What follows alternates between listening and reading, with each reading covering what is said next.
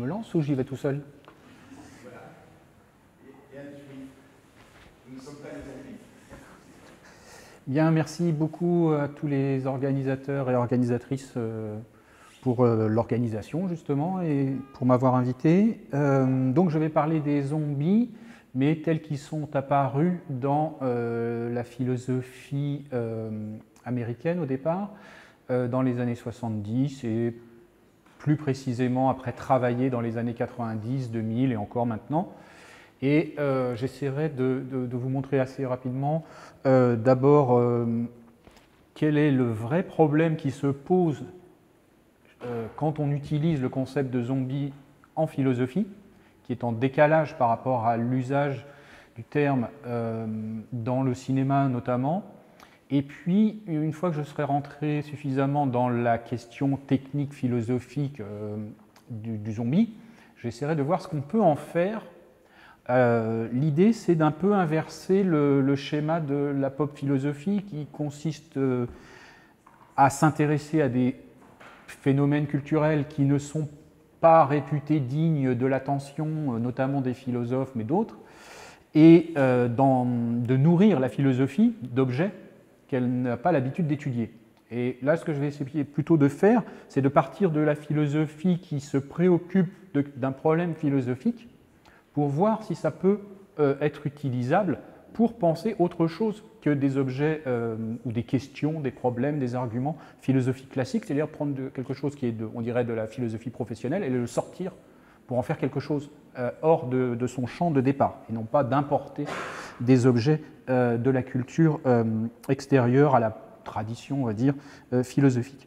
Parce que, pour le dire en première approche, un zombie philosophique, c'est un outil conceptuel qui permet de penser l'être humain, la conscience, le rapport au monde, et plus précisément l'expérience subjective dans ce qu'elle a directement vécu. La qualité, ce que ça fait que de vivre sa vie, une expérience, etc. Et le concept de zombie a été construit pour essayer de réfléchir à ça.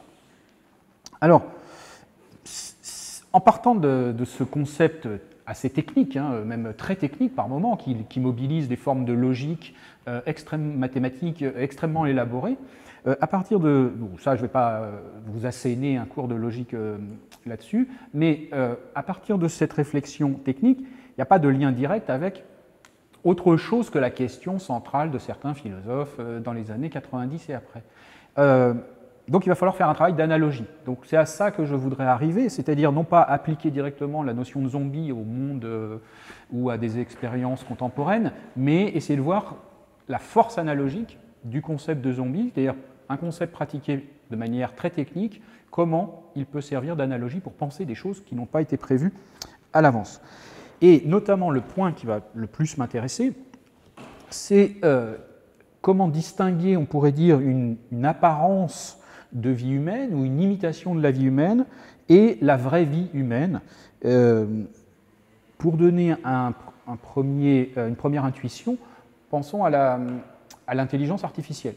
L'intelligence artificielle qui peut imiter, comme dans un robot par exemple, qui peut imiter l'apparence humaine, qui peut donner l'impression qu'on est face à un être humain, mais qui se révèle non humain.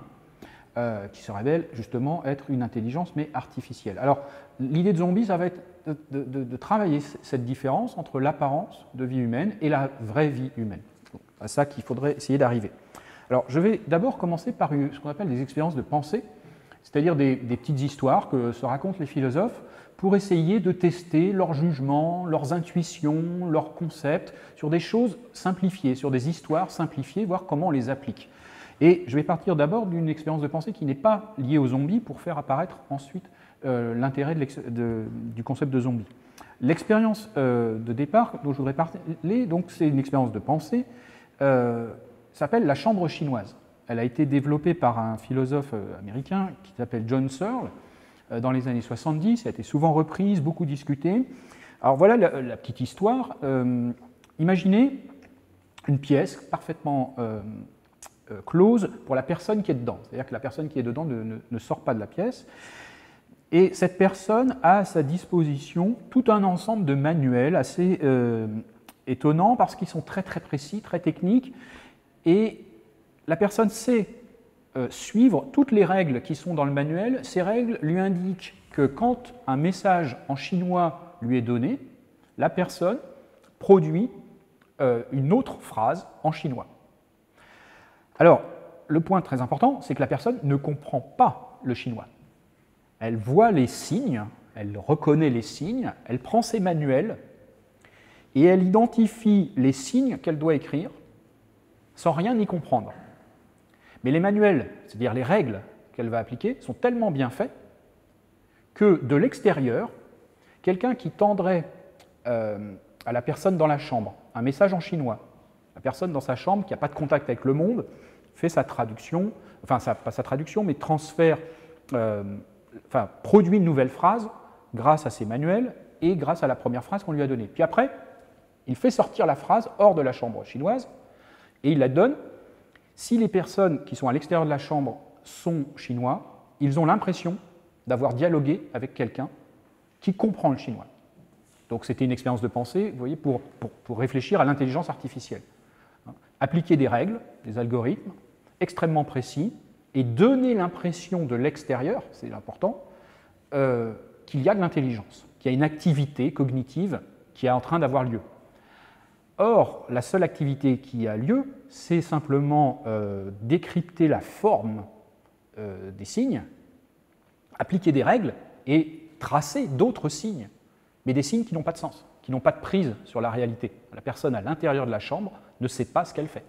Au sens, enfin, elle sait ce qu'elle fait, elle produit des signes, mais elle ne sait pas de quoi elle parle. Elle ne se rapporte pas au monde. Alors, cette personne à l'intérieur, il faut faire attention, elle n'est pas un zombie. Elle est une personne qui ne comprend pas ce qu'elle fait, qui ne comprend même pas qu'elle est en train de faire quelque chose qui, de l'extérieur, paraît être une forme d'intelligence.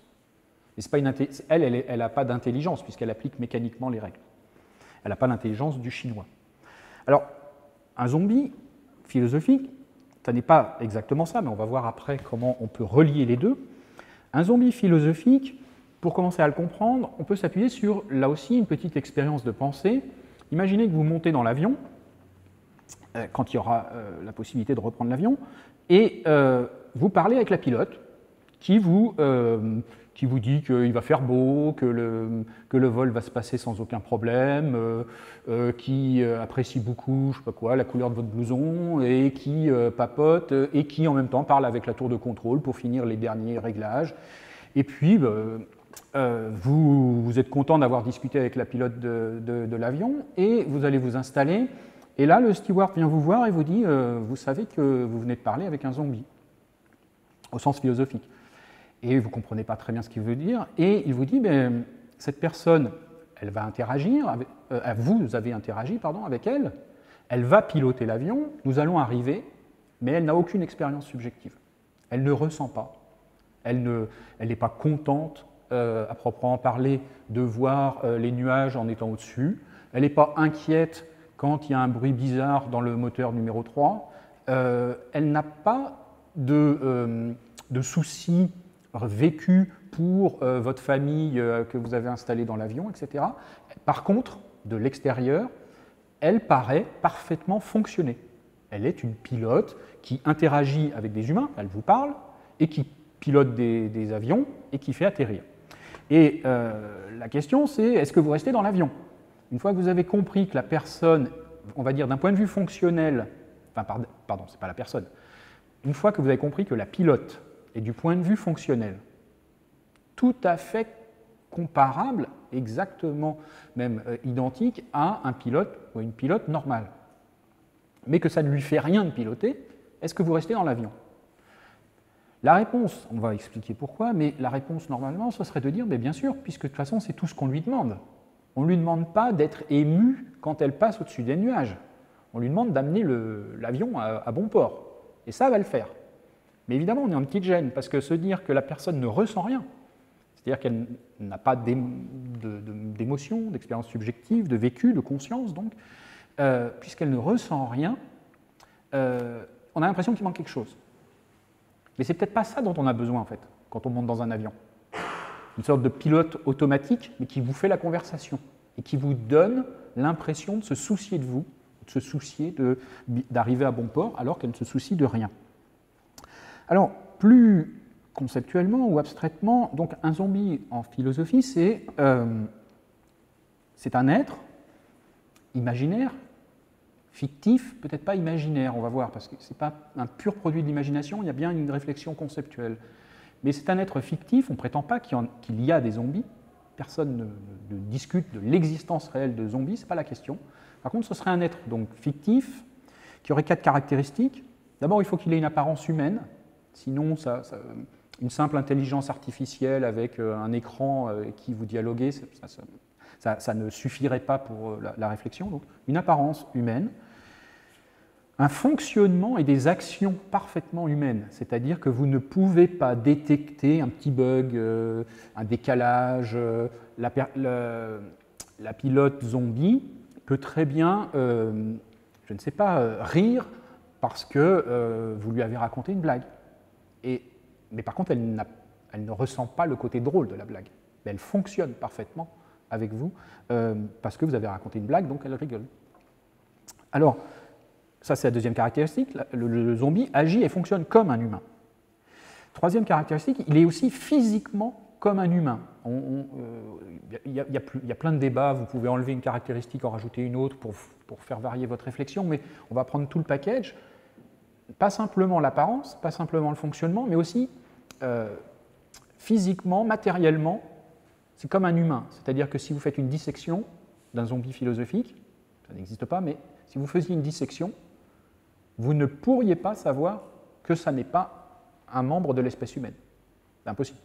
Il y a les tissus, les chairs, les molécules, les bactéries, tout ce que vous voulez. Et puis, quatrième caractéristique, parce que là, pour l'instant, on a un être humain, apparence humaine, comportement humain, structure, réalité matérielle humaine, comparable parfaitement à un être humain. La quatrième caractéristique fait la différence, c'est que cet être n'a pas d'expérience subjective. Il ne ressent rien.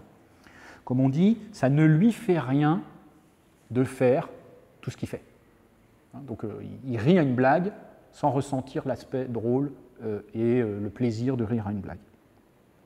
Alors, cette notion de zombie, d'abord, elle a été vraiment thématisée, on va dire, dans un ouvrage de David Chalmers, qui est un philosophe américain, qui travaille beaucoup sur l'esprit, la conscience, dans un ouvrage qui s'appelle L'esprit conscient, donc de 1996, et qui a été traduit en 2010 en français, aux éditions Ithac.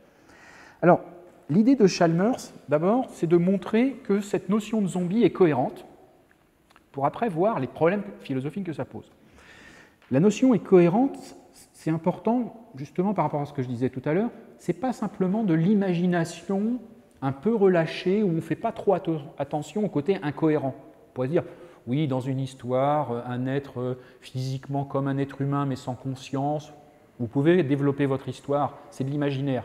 Mais conceptuellement, c'est aberrant, parce que s'il est physiquement identique à un être humain, il doit aussi avoir la conscience d'un être humain. C'est pas comme si vous disiez, on lui a enlevé un aspect de son cerveau, ou je ne sais quoi, et donc il n'y a pas conscience. Là, on comprendrait peut-être un peu mieux. Et ce qu'on dit, c'est que matériellement, physiquement, c'est comme un être humain. Ça ne servirait à rien de faire une sorte d'enquête physique ou de sciences physiques ou de biologie pour essayer de découvrir ce qui fait que le zombie n'est pas vraiment comme un humain, parce que justement, c'est indiscernable. Alors, Chalmers doit expliquer qu'il n'est pas simplement en train de raconter une jolie histoire, il doit aussi expliquer que c'est cohérent, c'est-à-dire qu'on peut à la fois être parfaitement physiquement identique à un être humain, tout en étant dénué de conscience. Ce n'est pas incompatible. Alors, pour essayer de défendre cette cohérence, pour que ça soit un vrai concept et pas simplement une histoire, Chalmers fait appel à des intuitions, beaucoup. Il n'y a pas un raisonnement parfaitement clair et concluant. C'est-à-dire que, par exemple, il raconte des histoires de zombies philosophiques. L'histoire de la pilote avec qui vous avez discuté, qui va prendre les commandes de l'avion et qui va vous faire arriver. Il n'y a pas l'air d'avoir d'incohérence dans cette histoire. On ne voit pas qu'on ait dit une chose et son contraire. Et puis, on peut utiliser des arguments un petit peu à côté, mais qui donnent du poids à l'idée qu'un zombie philosophique est quelque chose ou un concept cohérent. Par exemple, une expérience de pensée aussi qui fait s'arracher les cheveux pas mal de philosophes, ce qu'on appelle l'argument du spectre inversé. C'est l'idée que vous avez un individu avec qui vous parlez, vous parlez des couleurs avec une personne, et tout ce qu'elle dit est tout à fait normal. Et quand la personne prend sa voiture, il y a un feu que nous on appelle rouge, la personne s'arrête, quand ça passe au vert, elle repart. Sauf que, peu importe comment, elle a un spectre inversé. C'est-à-dire que son expérience du rouge, elle est plutôt comparable à notre expérience du vert. Et l'expérience du vert de cette personne est plutôt comparable à l'expérience du rouge que nous avons. Et là, on s'aperçoit qu'on peut déconnecter le comportement, puisque la personne se comporte comme tout le monde. Elle vous parle du feu qui est rouge, elle s'arrête quand le feu est rouge, et après elle vous parle du feu qui est vert, elle dit tiens, le feu est vert, et hop, elle se lance. Sauf que l'état mental qu'elle a à l'intérieur d'elle, c'est un état, quand le feu est rouge, qui est plutôt comparable à celui que tout le monde a quand le feu est vert. Mais elle a dû apprendre à inverser, c'est-à-dire que son expérience subjective et son comportement sont en quelque sorte corrélés d'une manière inverse par rapport à nous.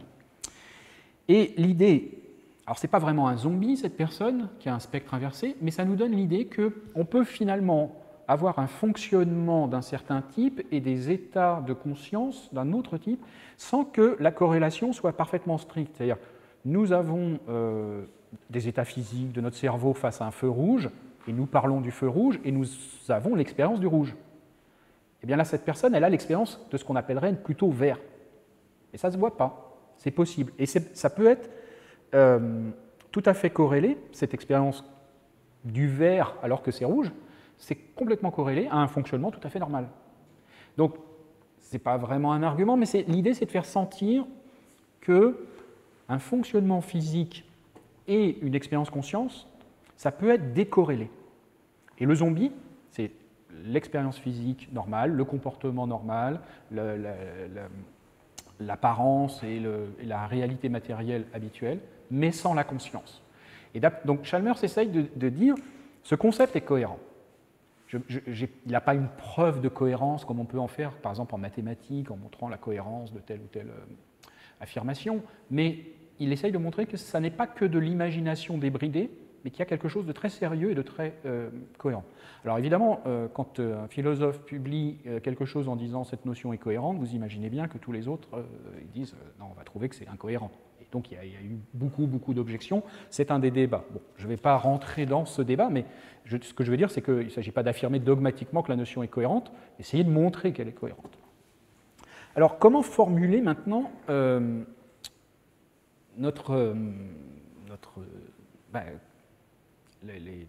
comment parler des zombies, en quelque sorte. Alors, on pourrait avoir deux manières de dire les choses, toujours pour essayer d'approcher le problème philosophique qui va être traité grâce à la notion. On pourrait dire les choses de manière métaphysique, c'est-à-dire en parlant des choses telles qu'elles sont dans leur réalité ultime.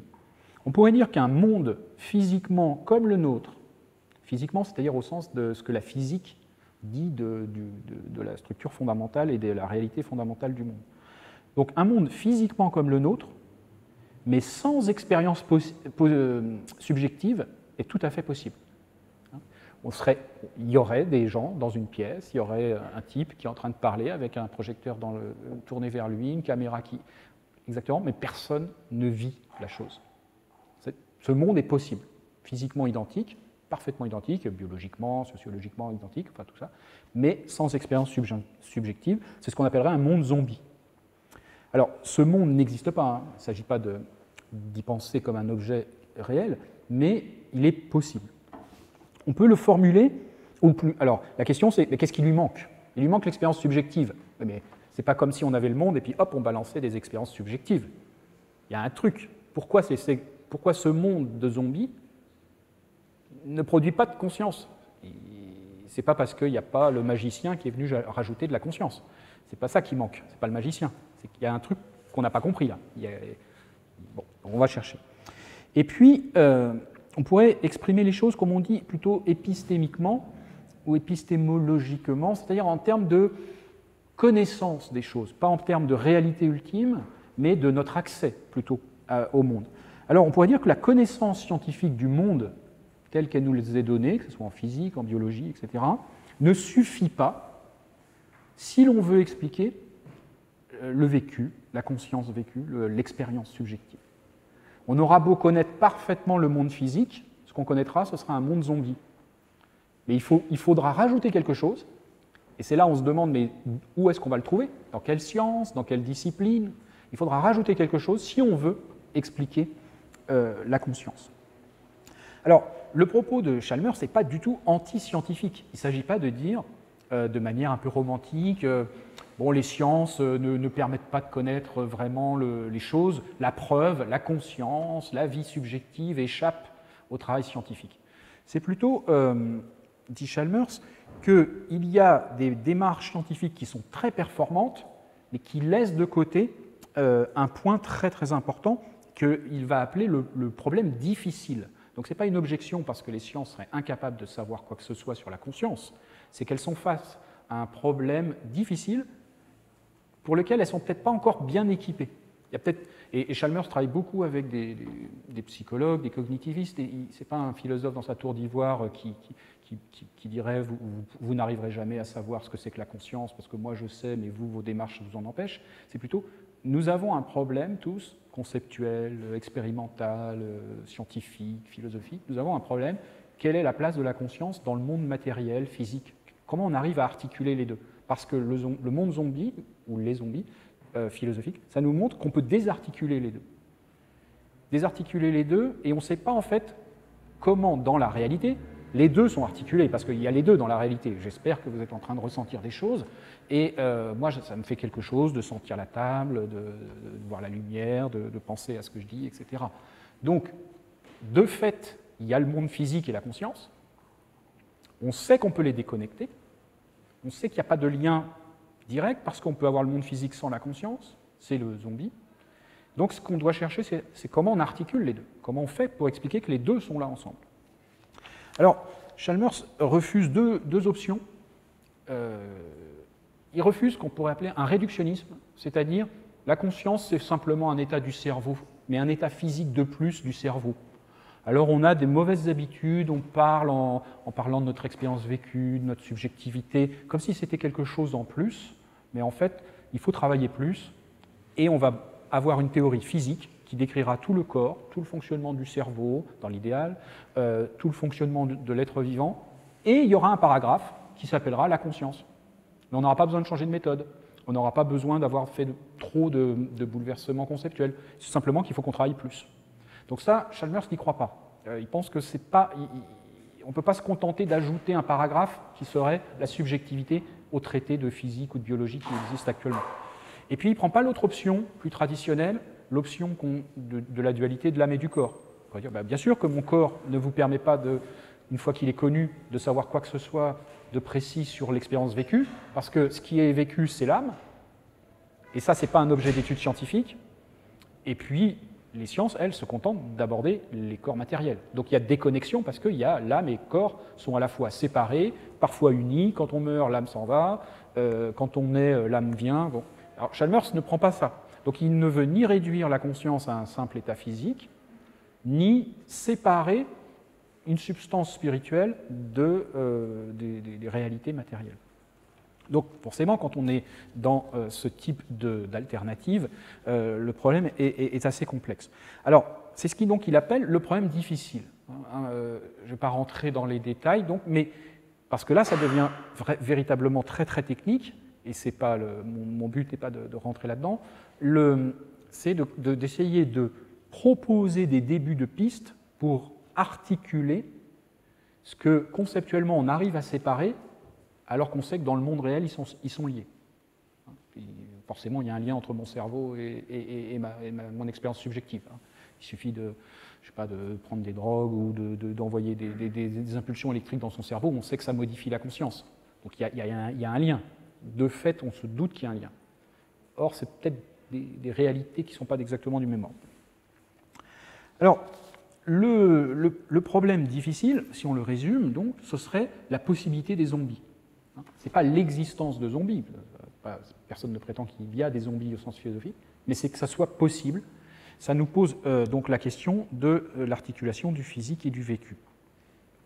Et donc ça pose la question de savoir ce qui fait que nous ne sommes pas que des zombies, que nous sommes probablement plus que des zombies. Nous le vivons comme ça, puisque nous ressentons les choses. Donc nous savons que nous ne sommes pas des zombies en quelque sorte. Si vous me dites, mais vous êtes un zombie, je vous dirais, ben non, je sens les choses. Je ne suis pas en pilote automatique, mais je n'ai pas la théorie qui va avec. Voilà le défi.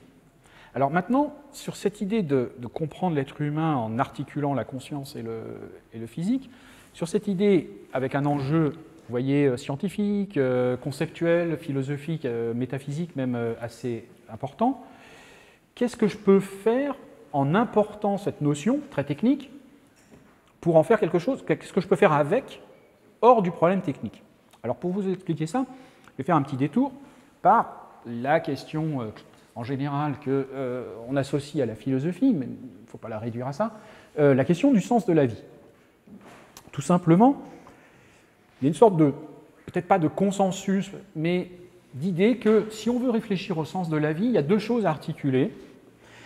Il y a un rapport à des réalités qui ont de la valeur, je vais expliquer ce que c'est, et puis il faut articuler ça à notre expérience positive. Il y a quelque chose de bon à faire cette activité qui a de la valeur, c'est-à-dire qui mérite d'être faite. Il y a deux aspects. Il y a un aspect de se lier à quelque chose d'objectivement valable et de le vivre comme objectivement valable, ou plutôt comme subjectivement valable, c'est-à-dire le vivre positivement. Pourquoi il y a ces deux problèmes? On peut le montrer avec des exemples très simples. Si vous avez simplement l'expérience subjective, mais sans vous relier à quelque chose d'objectivement un peu valorisé, vous allez manquer de quelque chose.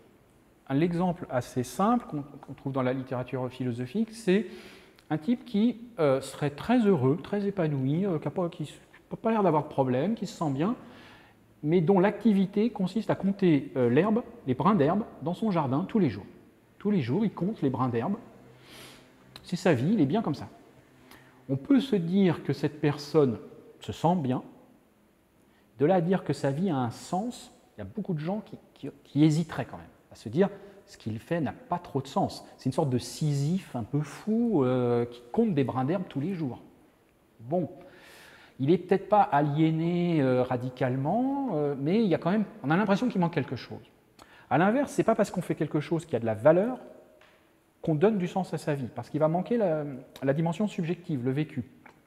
Un autre exemple qu'on trouve dans la littérature philosophique, c'est imaginez qu'une personne fume de l'herbe sur son balcon tous les jours et qu'il a une voisine très âgée qui a beaucoup de douleurs articulaires et qui ouvre sa fenêtre et qui ne sait pas trop pourquoi, mais ça sent bon, elle respire et ça va mieux, elle a moins mal.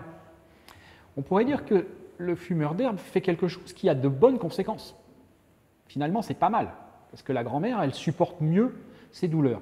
Mais la personne ne se rend pas du tout compte qu'elle fait quelque chose de valable. Ce n'est pas le but du fumeur d'herbe de soulager les douleurs des autres.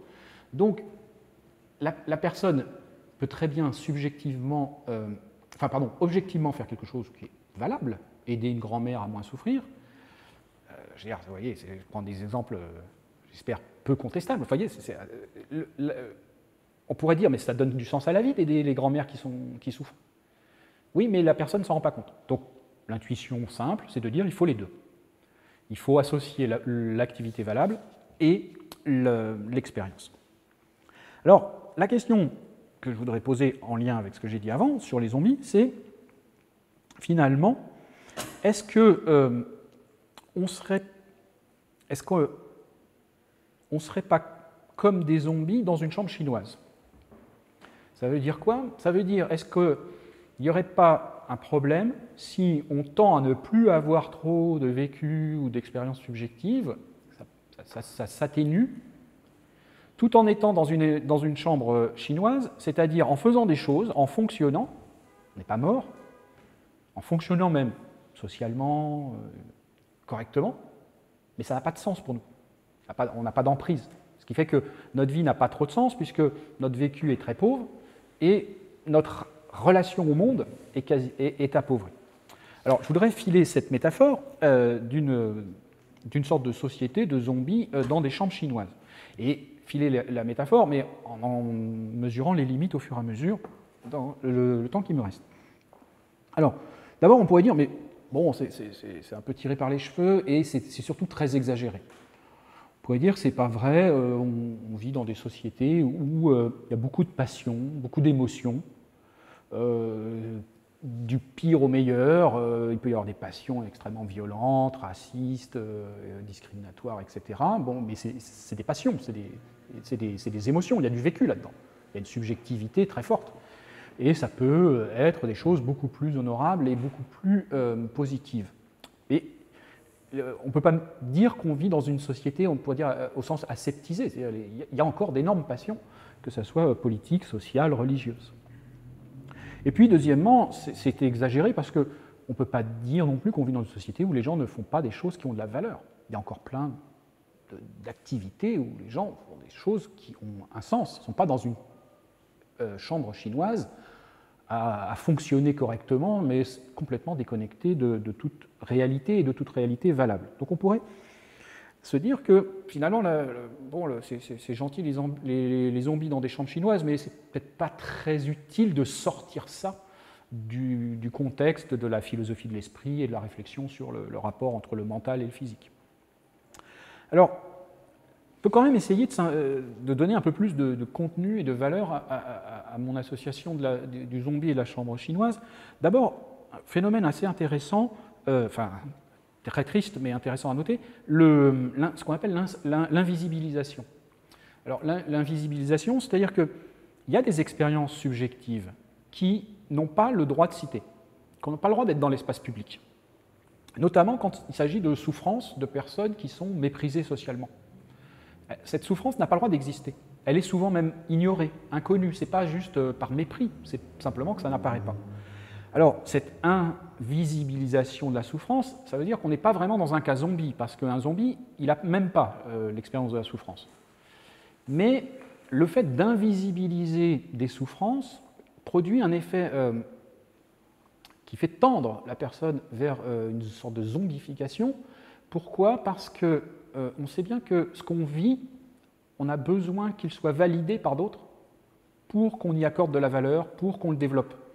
Il ne suffit pas de souffrir, mais le fait d'être reconnu dans sa souffrance, ça aide. Par contre, être enfermé dans sa souffrance et dénier toute réalité à cette souffrance dans l'espace public, la personne va même elle-même, ça modifie son vécu, ça modifie son expérience et ça la dévalorise et ça la neutralise. Bourdieu, par exemple, parlait d'ouvriers qui vont chez le médecin et qui ont l'habitude de souffrir et que personne ne tient compte de leur souffrance. Donc ils disent « bon, j'ai un peu mal, là », mais bon, ils vont quand même chez le médecin. Donc le médecin se doute qu'il ne serait pas venu s'il avait un peu mal. Et puis en étudiant, on s'aperçoit qu'il y a un vrai gros problème, que quelqu'un qui aurait peut-être plus accès à l'espace public, quelqu'un dont la souffrance serait plus légitime et moins invisible, aurait vécu ça de manière beaucoup plus intense, se serait affolé beaucoup plus vite et demanderait une aide de manière beaucoup plus urgente. Là, la personne vit sa souffrance qui doit être réelle, ce n'est pas possible d'être dans cet état sans souffrir, mais la vit de manière euphémisée. Donc elle n'est pas un zombie, mais tend vers ça. Et ce n'est pas parce qu'elle n'a pas l'expérience, c'est parce que cette expérience n'est pas reconnue. On pourrait conjuguer ça, pour parler là de la chambre chinoise, avec toutes les activités, les métiers dénués de sens, c'est-à-dire où la personne fonctionne dans un système, ça produit des choses, mais elle ne peut pas donner de sens à ce qu'elle fait. Ce que l'anthropologue Graeber appelait les bullshit jobs, qui provoquent des crises de la quarantaine, quand la personne se dit « mais en fait, ce que je fais n'a pas d'intérêt, en fait. Je le fais, ça marche, on me paye, mais je suis comme le type dans sa chambre chinoise à qui on donne des signes, il applique les règles, il fait une phrase en chinois, et les Chinois à l'extérieur disent « intéressant, on dialogue ». Mais le type à l'intérieur, il ne parle pas, lui. Il n'a pas accès au monde.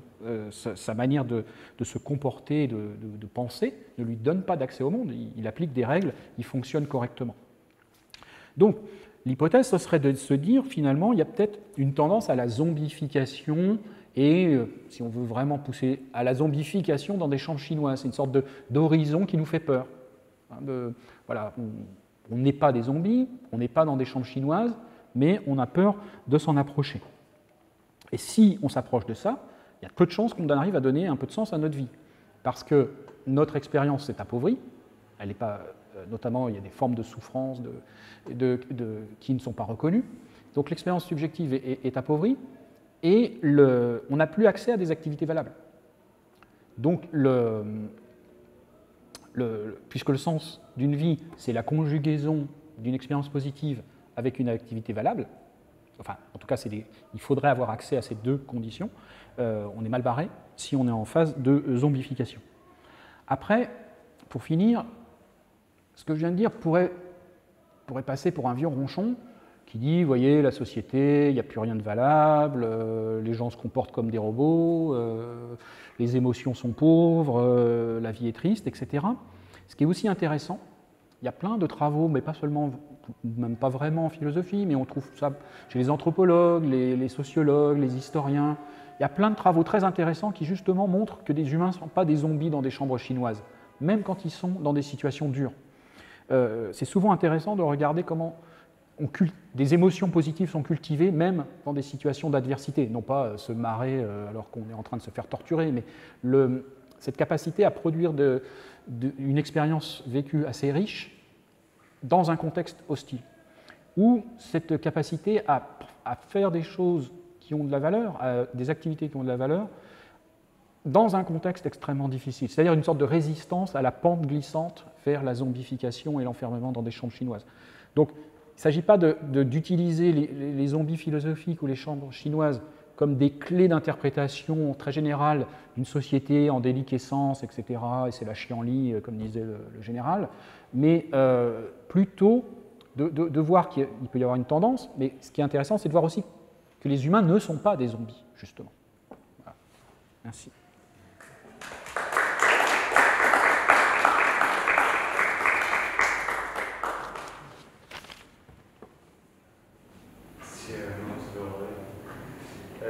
Si le zombie philosophique il est fait exactement comme un humain, il ne devrait pas recevoir une quelconque hormone de récompense en voyant un ciel bleu comme tous les autres humains, ou un ciel bleu au-dessus des nuages comme tous les autres humains.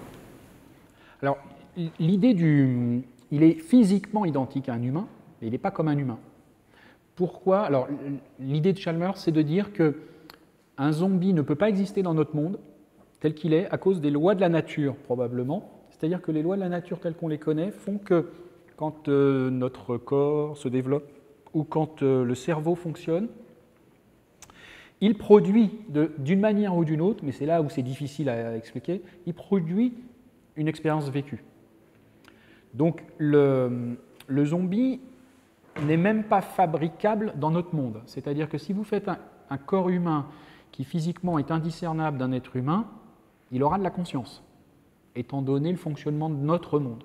Mais dans un monde imaginaire, ce qu'il appelle un monde zombie, ce serait un monde où la physique fonctionne à peu près pareil, mais il n'y aurait pas ce que lui appelle des lois psychophysiques, c'est-à-dire des lois qui articulent le physique et le psychologique. Donc ce serait un monde différent parce que ces lois de fonctionnement devraient être différentes. C'est là la piste qu'essaye d'explorer Chalmers, c'est que les zombies ne peuvent exister que si les lois de la nature sont un peu différentes.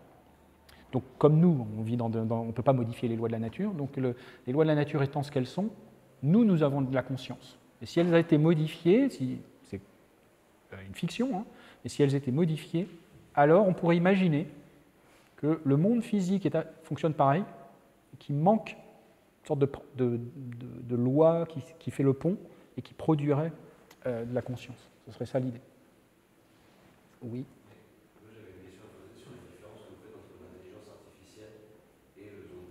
Oui. L'idée de l'intelligence artificielle et de la chambre chinoise, par exemple, Searle a inventé l'expérience de la chambre chinoise après la lecture d'un manuel justement lié à l'intelligence artificielle commençante. C'est-à-dire que ça l'a frappé et puis il s'est mis à inventer. L'idée de la chambre chinoise, c'est que la personne à l'intérieur, sans rien comprendre, fonctionne à la perfection. Donc effectivement, il y a une sorte d'augmentation.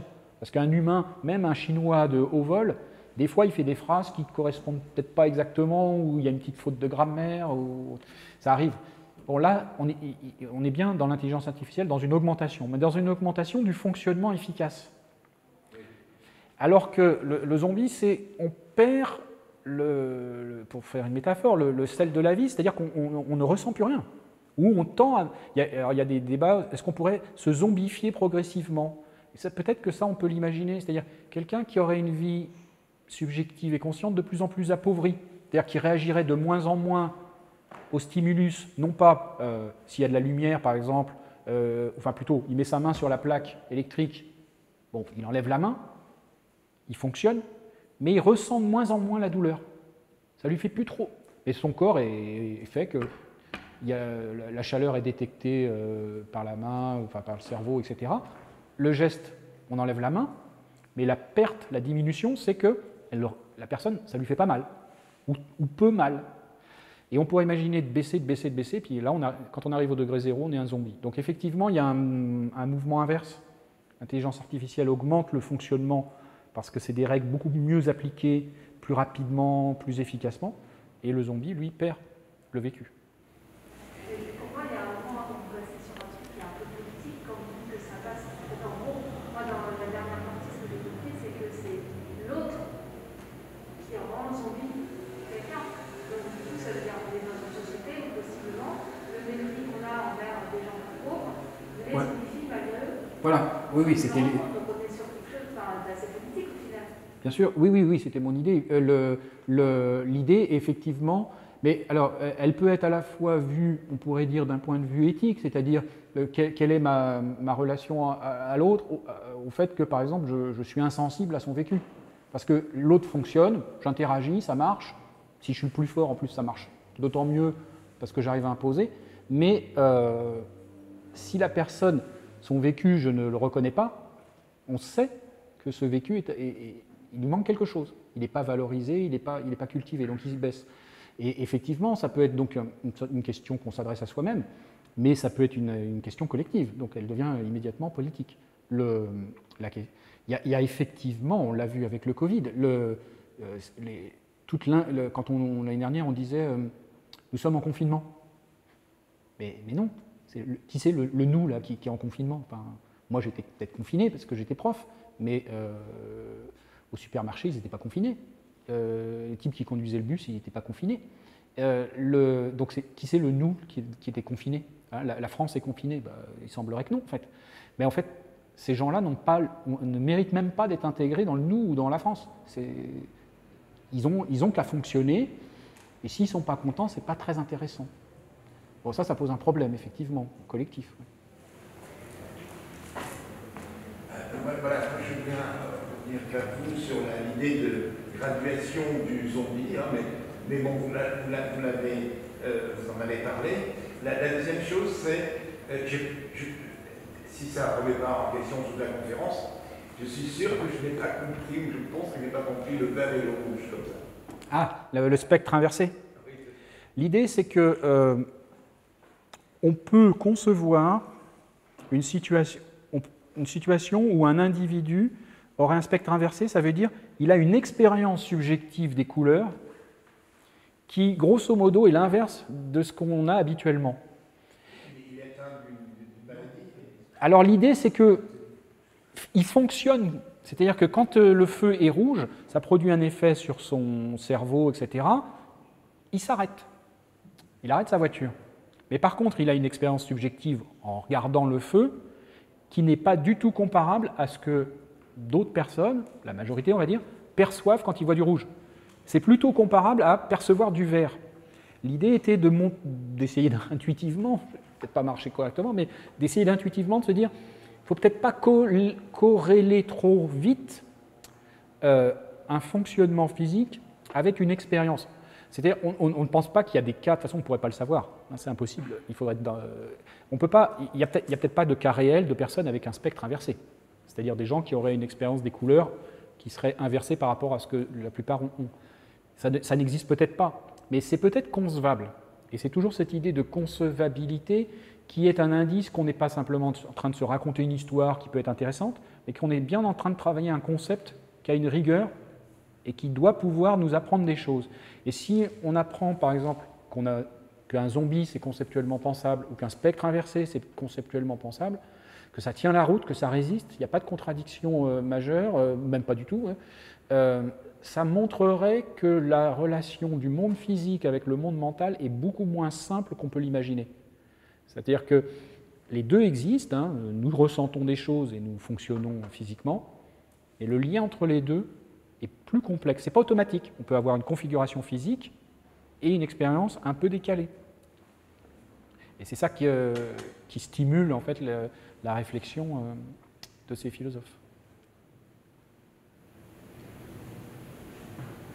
Alors, j'avais une dernière question, c'est parce que vous parlez de graveur, de bullshit job et de la manière dont la gestion du travail, la faire courte aujourd'hui, peut entraîner surtout certaines modifications de la société. Ça, je rapporte ça. Et je me demandais de quelle manière le fait qu'aujourd'hui, pas mal de systèmes de fonctionnement d'entreprise, on détermine le fonctionnement du travailleur aussi dans ses affects, dans son vécu, dans ses émotions, dans la capacité de bonheur qu'il a au travail, son temps de sommeil, etc. Et dans la manière dont on va essayer d'entourer le travailleur de tout un tas de statistiques. Je sais pas, on peut voir dans la Silicon Valley où en fait, je prends un exemple qui me vient, mais le fait d'avoir sur son lieu de travail un certain nombre de loisirs, un certain nombre d'avantages, etc., va permettre de constituer un travailleur efficace. Est-ce que on peut aussi alors parler de zombification, là je le fais spécifiquement par rapport au monde du travail, parce qu'on peut aller de ce point de vue-là, mais par une détermination dans l'ensemble des agirs, parce que ou un déterminisme qui serait posé sur les personnes. Parce qu'on a l'impression que c'est ça qu'essaie de faire l'entreprise, enfin un certain type d'entreprise, une certaine vision peut-être aussi. Oui, effectivement, l'idée c'est que il y a une manière. Alors, il doit y avoir une double tendance dans ce genre de projet d'entreprise, c'est-à-dire qu'il y a à la fois il faut faire fonctionner efficacement les personnes, ce qui peut tendre vers quelque chose de très abstrait, c'est-à-dire on fixe des règles et les gens remplissent la règle, ce qui fait que Graeber d'ailleurs a étudié ça, le développement de la bureaucratie dans les entreprises soi-disant les plus à la pointe, on n'est pas censé être en URSS, on est censé, je ne sais pas où, être chez Google ou Facebook, mais il y a une bureaucratie hallucinante. Parce qu'il faut faire fonctionner les choses. Donc, ça suppose des règles, donc toute une bureaucratie. Mais en même temps, il y a bien une conscience qu'à faire fonctionner comme ça les gens, ce n'est pas de l'humanisme, c'est qu'il y a un problème de productivité. C'est que des gens qui fonctionnent de manière absurde, ça marche peut-être avec des ouvriers sous contrainte, mais il y a certaines professions qui ne peuvent pas être simplement, même, je parle du point de vue de la rentabilité, qui ne peuvent pas être produites comme ça, qui vont être appauvries justement. Et alors, l'exemple des loisirs dans l'entreprise, ou l'idée de cultiver des émotions positives pour faire bosser plus. Alors, est-ce qu'elles sont si positives que ça? Elles sont instrumentalisées. Donc, le monde de l'entreprise n'est pas juste un monde, c'est peut-être ça qui est aussi assez pervers, mais ce n'est pas juste un monde actuellement de fonctionnalisation, c'est-à-dire on ne met pas les gens à des tâches avec des automatismes et il faut les produire. Bien sûr qu'il y a beaucoup de ça, mais il y a aussi cette idée qu'on va vous donner des émotions épanouissantes. Je suis bien dans mon job. Non pas parce que vous allez être vraiment bien, c'est parce que vous allez être un bon producteur si vous vous sentez un peu mieux. Donc, ce qui en fait fait qu'on n'est pas un zombie, mais qu'on fait fonctionner la machine en jouant sur les émotions. Ce serait peut-être la métaphore du zombie a ses limites. Hein, c'est parce que pour rendre efficace le fonctionnement des personnes, on s'aperçoit que parfois il suffit d'invisibiliser complètement leur souffrance. Enfin, il y a une chanson, il y a eu à la ligne le livre de comment il s'appelle, Joseph Pontus, qui s'était fait embaucher comme intérimaire parce qu'il avait besoin de sous, comme il dit, et qui a écrit un livre qui s'appelle À la ligne, qui est très très bien, et il a été mis en musique par Pascal Boisiz et Michel Clou. Et il y a une chanson qui s'appelle « J'ai goût du tofu ». J'ai goût du tofu, là vous fonctionnez et vous appauvrissez. Et il y a des tâches qu'on ne peut pas purement fonctionnaliser, et où la zombification n'est pas en marche. Mais ce n'est pas pour autant que vous allez trouver sens à votre vie, c'est ça le problème. Parce que les émotions sont manipulées. Ouais.